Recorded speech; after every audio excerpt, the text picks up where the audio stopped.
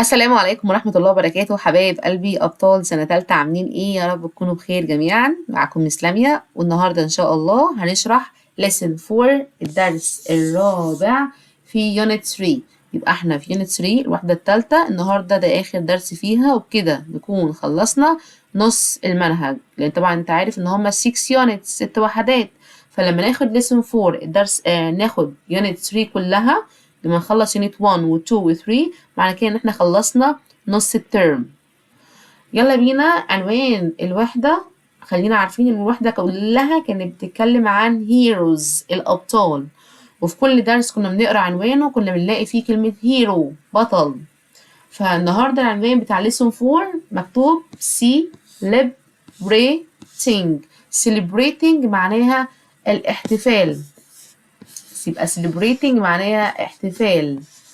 our بيحتفلوا our heroes بالأبطال بتوعنا، يعني برضو العنوان heroes موجود برضو معانا في عنوان الدرس الرابع. هنطلع عشان نشوف الكلمات بتاعتنا. عندي أول كلمة لاعب رياضي، يعني ال TH هنا هنطقها الس، يبقى athlete. يحترم يعني respect. حدث يعني event. ميدالية ذهبية يعني gold medal. يصفق يعني clap. يتمرن يعني train. العمل الجاد يعني hard work. سباق يعني race. ممل يعني boring. نجاح يعني success. خلي بالك في كلمة success فيها 2 سي، الأولانية هنطقها كي صك، والتانية هنطقها اس، وانت عارف القاعدة قلناها كتير، وفي فيديو كمان معمول مخصوص عشان خاطر القاعدة دي. يبقى نجاح يعني success. مهذب يعني polite. مشهور يعني famous. بعد كده عندي الأفعال. هاخد الأول الأفعال الريجولر. يحتفل يعني celebrate، احتفل celebrated، حطنا لها دي لأن celebrate آخرها إيه، حطنا لها دي بس. بعد كده يتمرن يعني practice، برضو آخرها إيه، أحط لها دي بس practiced. يستلم يعني receive، عايزة أحط لها في الآخر أحط لها دي بس، يبقى received. يبقى كل اللي هنا آخرهم إيه، عشان كده لما جينا نحط لهم حطينا لهم دي بس، يبقى الفعل اللي آخره إيه بنحط له دي بس في الماضي. يفوز يعني win. فاز يعني won. يجلب يعني bring. جلب يعني brought، والجي اتش مش هنطقها في النص. brought معناها أحضر. بعد كده عندي الexpressions التعبيرات. يستعد لي get ready for. تخيل كده، بص اهو كلمة معناها يستعد لي أولها get ready for. يقيم حفلة make a party. make مش بس معناها يصنع، قلنا معناها ليها أكتر من معنى على حسب الكلمة اللي جاية وراها. make a party يقيم حفلة. يستسلم give up، خلاص مش قادر يكمل بقى، يبقى هو give up. في النهاية at last، يبقى at last. كده خلصنا الكلمات والأفعال. هناخد كل صورة والجملة اللي بتعبر عليها. الولد ده بيجري، فأقول an athlete الرياضي، runs يجري، fast سريعا، in the race في السباق. وعندك اهو كل جملة تحتها ايه ترجمتها بالعربي. وإحنا should ال مش هنطقها، يجب respect نحترم our parents والدينا الأب والأم يعني. الصورة التالتة the school المدرسة event يبقى الحدث المدرسي is يكون on Thursday يوم الخميس. Number 4 the boy الولد won فاز a gold medal بالميدالية الذهبية in sports في الرياضة أو في الرياضات، يعني جمع طبعا في الرياضات. كده خلصنا الصور، وعلى كل صورة بنعبر عليها بجملة. هنيجي بعد كده على الموضوع بتاعنا الريدنج، وده بيخص بنت اسمها فريال أشرف. تعال نشوف مين البنت دي واضح ان هي معلقة ميدالية اهي، ميدالية ذهبية. عنوان اصلا القطعة او عنوان التوبيك ده The Gold Medal، الميدالية الذهبية. والبنت اللي هنتكلم عنها اسمها فريال أشرف. تعالي نشوف بقى دي لعبت ايه ولا بتعمل ايه وحصل لها ايه.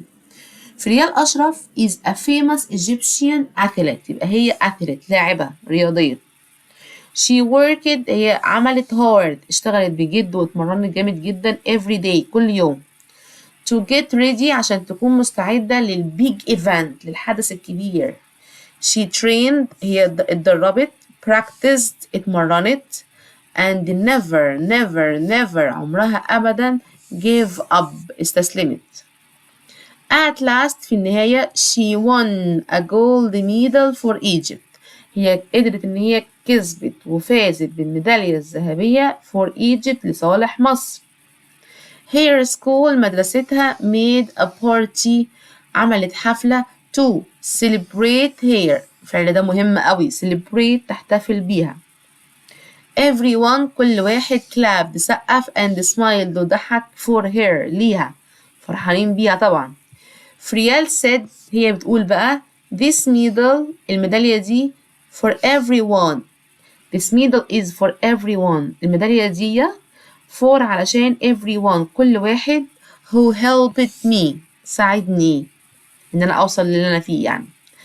كده خلصنا قطعة الريدنج. هنشوف هنا، لا طالما وصلنا للرايتنج يبقى اعرف ان مفيش قاعدة. يلا افرح يا سيدي. ده الكلمات اللي هتحفظها، الاكسرسايزز اللي انت هتحلها. وقف معاك اي حاجة خدها سكرين شوت وابعتها لي او اكتب لي السؤال.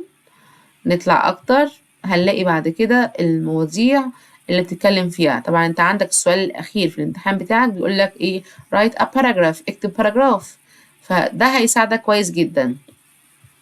فمحتاجين ثانية واحدة، محتاجين ننزل شوية كده. هنيجي هنا عندك باراجراف الأولاني اسمه The Brave Firefighter. طبعا الباراجرافات دي على الوحدة كلها. على أول درس بتتكلم على رجل المطافي الشجاع، عامل لك عليه. الدرس التاني دكتور جوب، وظيفة الدكتور، هيتكلم عن الدكتور. A helping hero، اللي هو البطل اللي بيساعد كل الناس. كمان عندك a famous athlete، ثانية واحدة سوري، a famous athlete يعني ايه a famous athlete؟ هتختار لاعبة أو لاعب يكون مشهور. وانت عندك لسه قاريين من شوية عن فريال أشرف، وسهل قوي وكان بسيط وما كانش فيه حاجات كتير صعبة. فانت ممكن ايه تحفظ كم معلومة عنها وتكتب بأسلوبك. بعد كده ادي هيديني حل على اليونت كلها. بص كده انت عندك هنا بعد ما بنخلص، دايما بعد ما بنخلص اليونت بيبقى عندك ريفيو عليها، ده ريفيو على يونت 3. تمام، هنعمله على الفيسبوك او على التيك توك لو انت متابع الاتنين. بعد كده امتحان شامل على يونت 3. تعالى اوريك حاجة بقى يا ريت تكون معمولة هنا، اللي هي ايه، ايوه هو ده. بعد ما بنخلص نص الترم بيديك مراجعة على الثلاث وحدات مرة واحدة، يونت 1 يونت 2 and يونت 3. فكل بقى ده، كل اللي جاي ده مراجعة على يونت 1 يونت 2 يونت 3، كل حاجة بقى كلمات وفونكس وكمان القواعد الجرامر. هنطلع فوق شوية هنلاقي ده يونت 4. ان شاء الله بقى الفيديو الجاي يونت 4 ابطال سنة تالتة. حبايب قلبي توحشوني لحد ما اشوفكم ان شاء الله الفيديو الجاي. باي.